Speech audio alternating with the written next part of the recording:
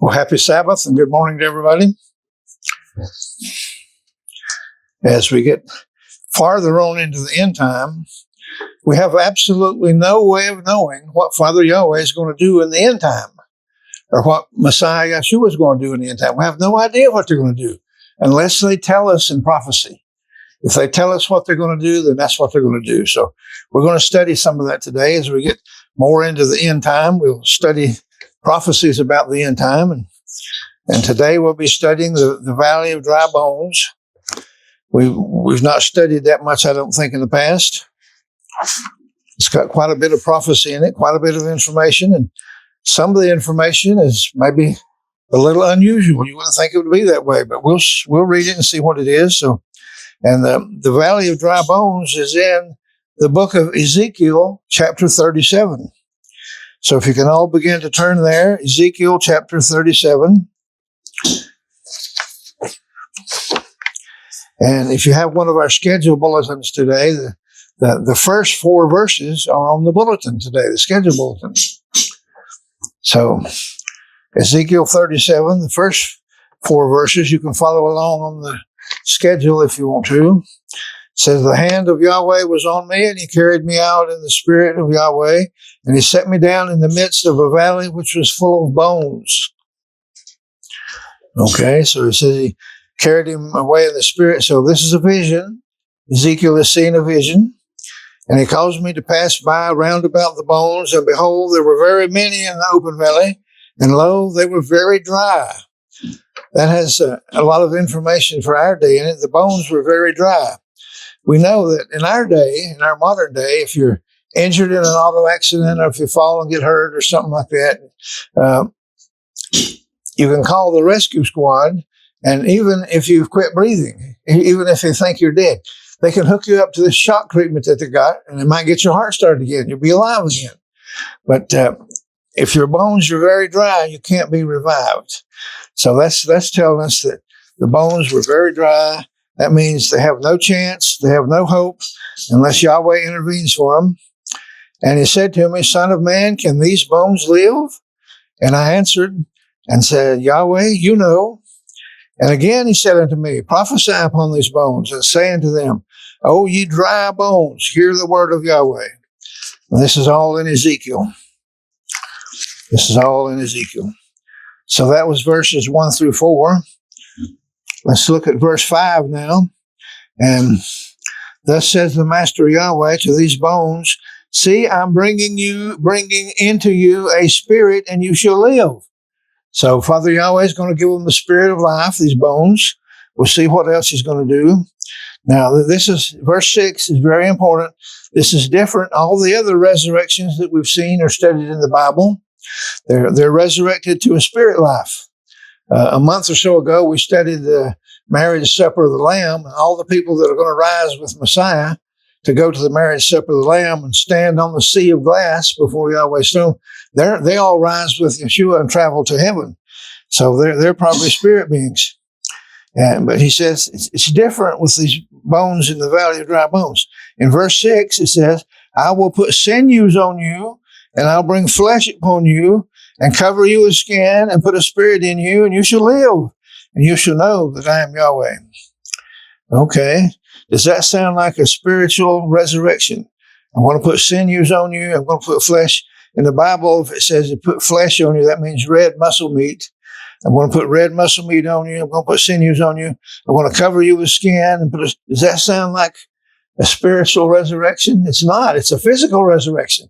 He's going to resurrect them back into human life. That's what that means. I'll put sinews on you and bring flesh upon you and cover you with skin and put a spirit in you, and you should do that.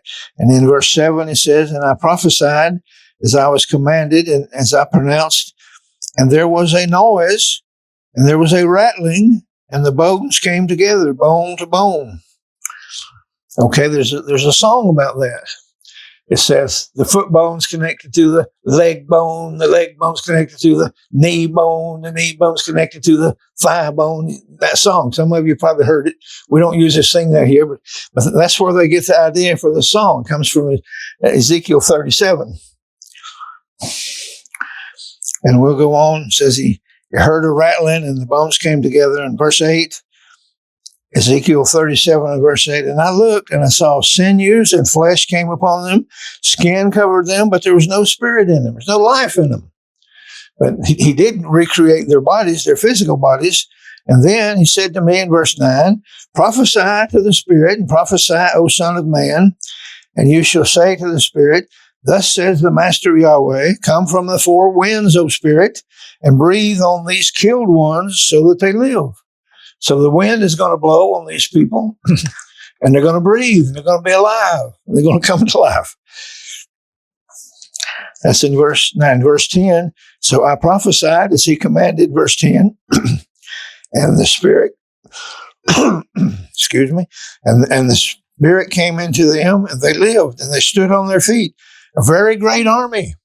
A very great army. Wonder how many. We'll look and see. And he said to me in verse 11, son of man, these bones are all the house of Israel. They're the whole house of Israel. Oh, wonder how many that could be. It might be back for, I'll say, maybe back 4,000 years, maybe 5,000 years. All the people of Israel, all the house of Israel. Son of man, these bones are all the house of Israel. See, they say, our bones are dry, our expectation has perished, and we ourselves have been cut off. We have no hope. And that's right. If they're dry bones laying on the surface of the earth, that's what it is. And the dry bones in the valley, that's a parable. That's a parable that there's not a place in Israel or anywhere else in the world where there's just a big pile of dry bones on the ground. But the house of Israel, where are the Israelites today? They're scattered through every nation on earth. There's Israelites, every nation on earth. They're scattered all over the world. So verse 12, therefore prophesy, and you shall say to them, thus says the Master Yahweh, see, O my people, I'm opening your burial sites, and I'll bring you up from your burial sites, and I'll bring you into the land of Israel. So he's going to resurrect the bones. He's going to put sinews and muscles and skin on them. And he's taking them back. They are the house of Israel. He's taking them back to Israel. That's their first homeland. Each tribe has a section of land in the land of Israel. He's taking them back. They're going back home to their own land. That's what he's saying here.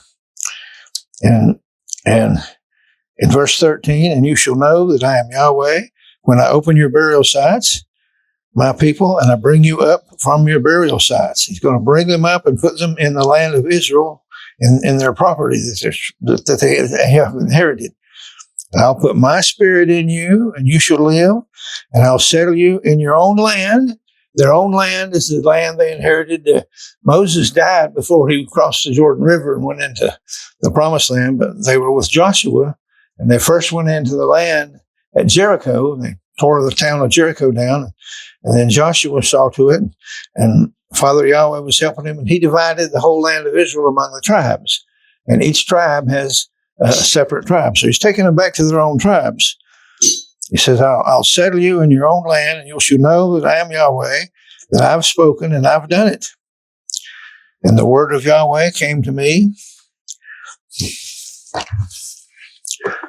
Let's see, the word of Yahweh came to me.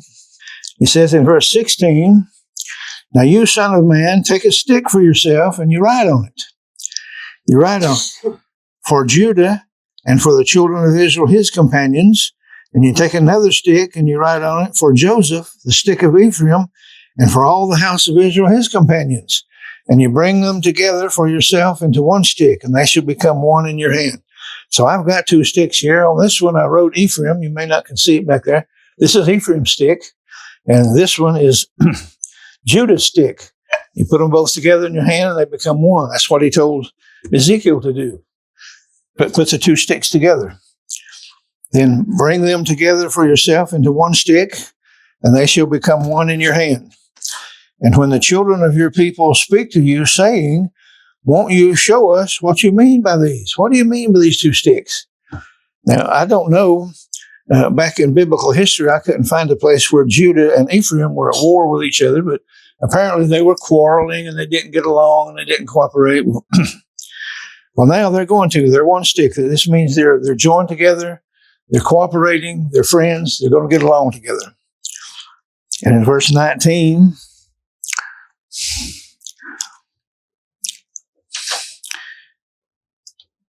thus says the Master Yahweh, see, I'm taking the stick of Joseph, which is in the hand of Ephraim, and the tribes of Israel, his companions, and I shall give them unto him with the stick of Judah, and make them one stick, and they shall be one in my hand.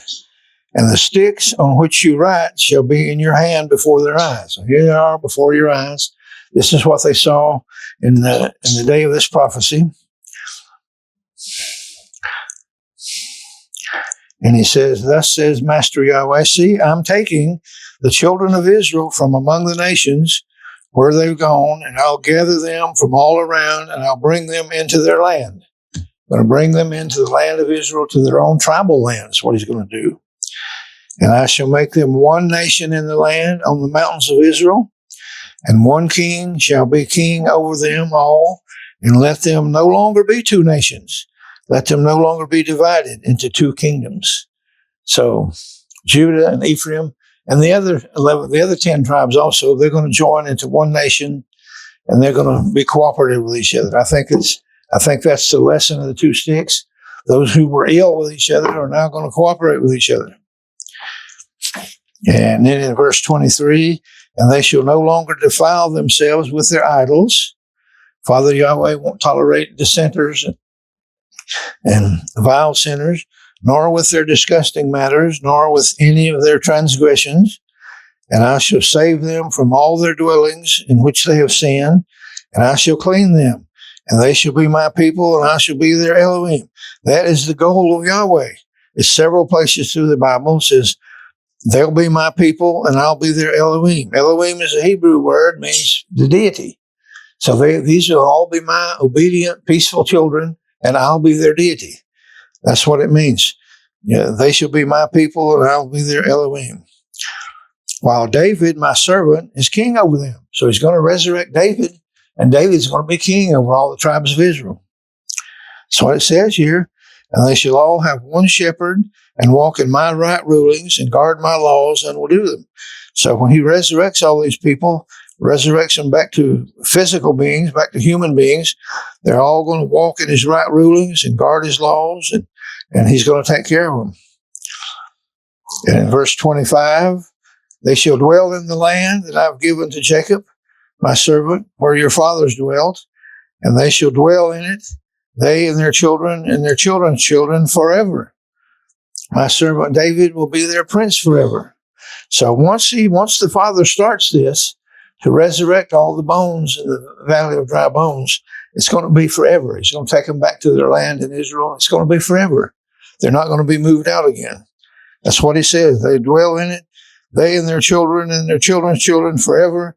And my servant David be their prince forever. David will rule over all the 12 tribes of Israel. And I shall make a covenant of peace with them. An everlasting covenant is with them. And I'll place them and increase them, and I'll place my set-apart place in their midst forever. It'll be the temple. They're going to build a new temple at Jerusalem. And I think that's where it's going to be, his set-apart place in their midst forever. And my dwelling place shall be over them, and I shall be their deity, and they shall be my people.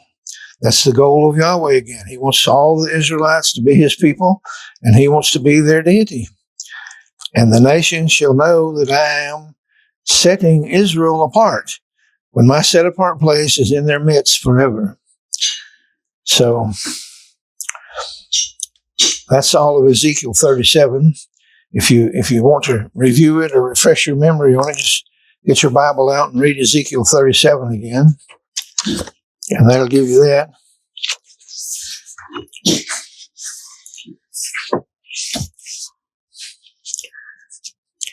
And the tribe of Benjamin. The tribe of Benjamin has a tribal area in the land of Israel. And if you look at most of your Bibles, they have a map of the Holy Land in the back. And if you look at that in the land of Benjamin, in the land of Benjamin, City of Jerusalem is in the land of Benjamin. City of Jerusalem is in the tribal land of Benjamin. And it just so happens that that's what we would say is Israel today in the Middle East, is all their tribal land be that. And Benjamin has a land there, and the city of Jerusalem is in the land of Benjamin. And it just so happens that the prime minister of all of Israel is a man named Benjamin Netanyahu. So I wonder if Yahweh's hand is in that. Is it just at random, or is Yahweh's hand in that Benjamin is ruling Benjamin? It might be.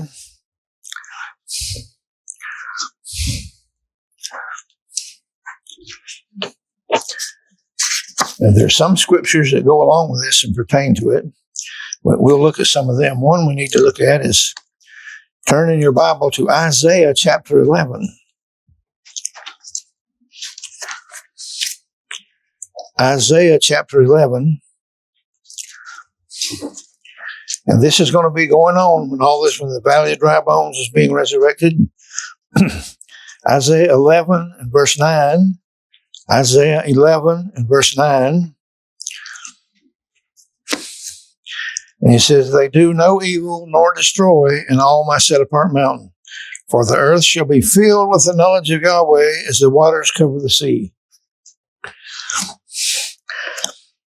Some teachers will say now that the Spirit of Yahweh is over the whole earth today. People are just ignoring it. I don't know. It seems like a lot of people are ignoring it. But that's what he says.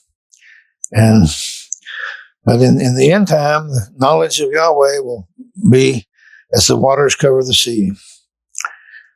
And then in Isaiah 11, verse 11, Isaiah 11 and verse 11. Now, Father Yahweh has always favored Israel. He's always favored the Israelites. So he says in Isaiah 11 and verse 11,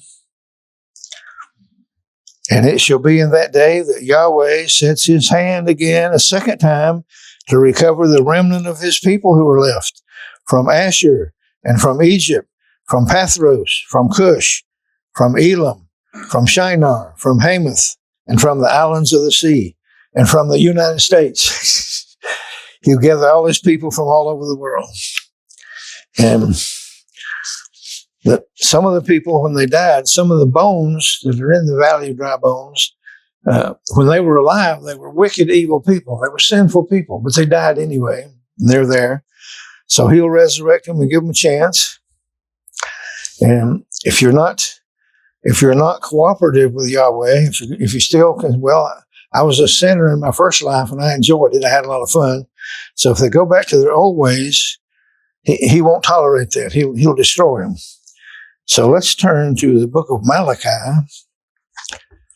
Let's turn to the book of Malachi. Well, anyway, he says, if you are obedient to him in the new world, he will bless you, take care of you. As a son that obeys his father, he'll take care of you like that. And if you don't get along with him, he's going to destroy you. Here's Malachi. Okay, Malachi chapter 3. Malachi chapter 3.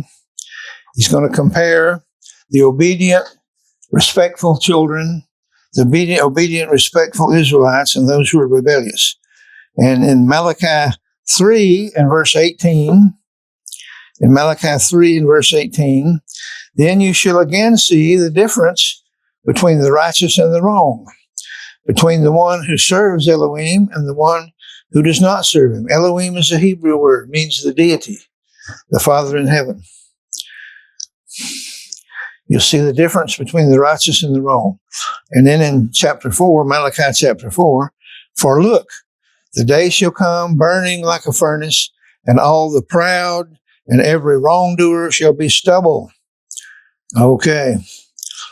And the day that shall come shall burn them up, says Yahweh of hosts, which leaves to them neither root nor branch. So all the sinners, all the rebels will be burned up. But in verse 2, but to you who fear my name and The Son of Righteousness shall arise with healing in his wings, and you shall go out and you shall leap for joy like calves from the stall. You'll be happy when the kingdom comes. And you shall trample the wrongdoers, for they shall become ashes under the soles of your feet on the day that I do this. So all the rebels, all the willful sinners, all those who won't follow Yahweh's law are going to be burned up, and there'll be ashes under the feet of the righteous. So that's all for them. They won't be resurrected again after that. And it says, remember the Torah of Moses, my servant, when I commanded him in Horeb for all Israel, the law and the right rulings. See, I'm sending you Elijah, the prophet, before the coming of the great and awesome day of Yahweh. And he shall turn the hearts of the fathers to the children, and the hearts of the children to their fathers, lest I come and strike the earth with utter destruction. So he's making it serious. So I have some notes in my margin here, and it says about Malachi 4. He says he'll burn them up and leave them neither root nor branch, and it's going to be total destruction. And when he burns them up, it's going to destroy all their great ideas. Destroy all their great ideas. Their great ideas about false religion, false government, false education, false society, false financial systems, false banking, false stock market, false interest, false medicine, and false pharmacy. That's our whole society today. Just false everywhere we go, everything we see. So he's going to destroy the evil ones. So I want us to remember, in conclusion today, we'll turn back to Ezekiel 37.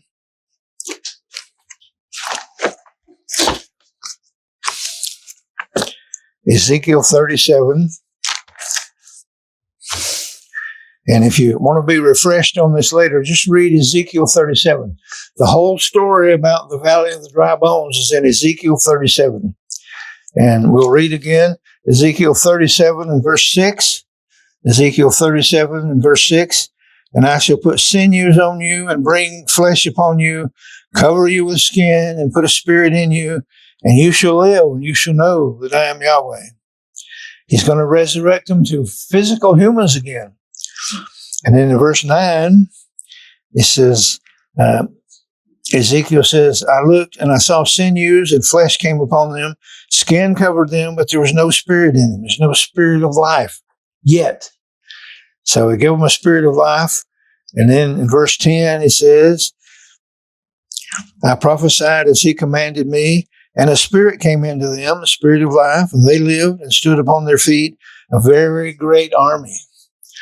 So this valley of dry bones is going to be resurrected. Men, women, children. They're going to all be resurrected, and they're going back to their tribal lands in Israel. And you can read all that again if you need to in Ezekiel 38. Ezekiel 38. You may have to just imagine that you have two sticks. But I showed you what the thing of the two sticks were in Ezekiel's day. And it may be something similar to that now. So I hope you all have a good remainder of the Sabbath day.